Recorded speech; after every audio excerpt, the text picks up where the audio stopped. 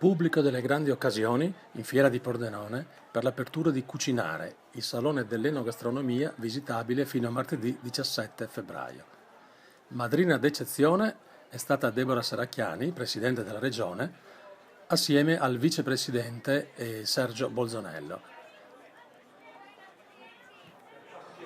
Tutto esaurito per il show cooking di Giancarlo Perbellini, Verona, 2 stelle Michelin, e di Andrea Canton, 1 stella Michelin, chef del ristorante La Primula di San Quirino.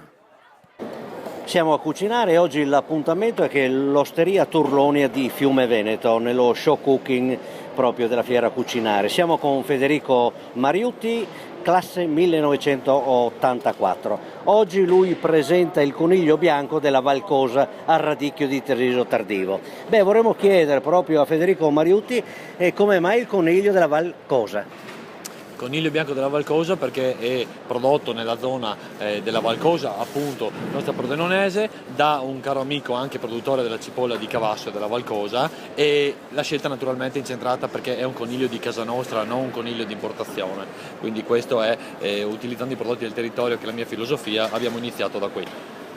Quindi soprattutto prodotti del territorio anche per la tua cucina che hai all'Osteria Turlonia di Fiume. Assolutamente sì, e la filosofia mia è il territorio, dai vini alla cucina, a tutto quel che è possibile utilizzare la nostra osteria viene dal territorio, il che non vuol dire chilometro zero, ma bensì le cose delle nostre terre.